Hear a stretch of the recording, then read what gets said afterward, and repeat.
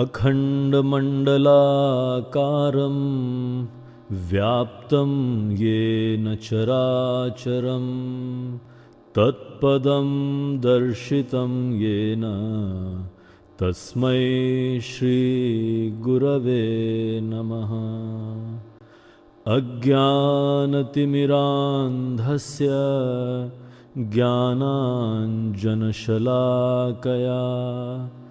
चक्षुरुन्मीलितं येन तस्मै श्रीगुरवे नमः।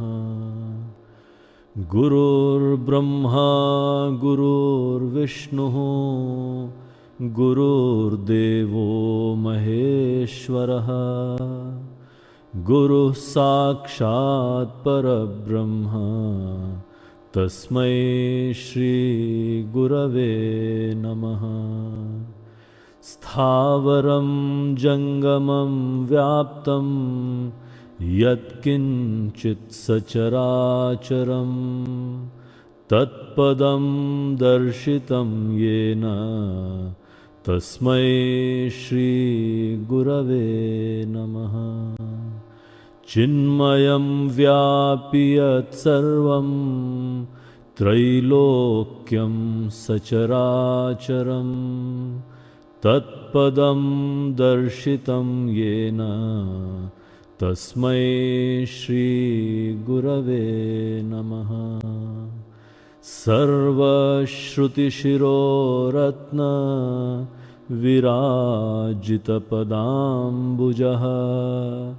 वेदान्ताम्बुजसूर्यो यः तस्मै श्रीगुरवे नमः।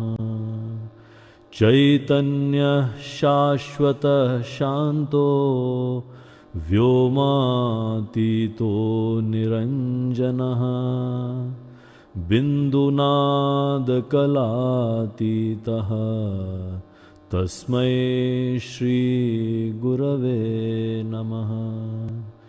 ज्ञानशक्तिसमारूढः तत्त्वमाला विभूषितः भुक्तिमुक्तिप्रदाता च तस्मै श्रीगुरवे नमः। अनेकजन्मसम्प्राप्त कर्मबन्धविदाहिने आत्मज्ञानप्रदानेन तस्मै श्रीगुरवे नमः। शोषणं भवसिन्धोश्च ज्ञापनं सारसम्पदः गुरोः पादोदकं सम्यक् तस्मै श्रीगुरवे नमः।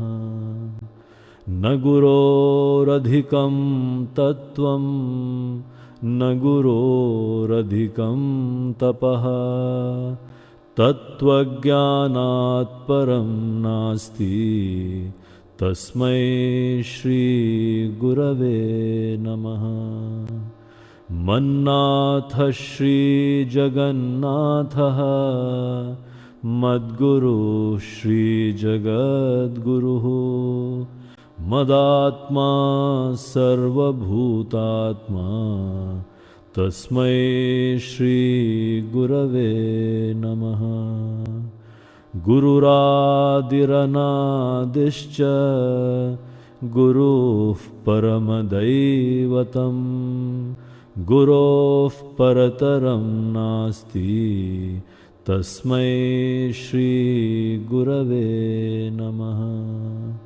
त्वमेव माता च पिता त्वमेव त्वमेव बन्धुश्च सखा त्वमेव त्वमेव विद्या द्रविणं त्वमेव त्वमेव सर्वं मम देवदेव त्वमेव सर्वं मम देवदेव।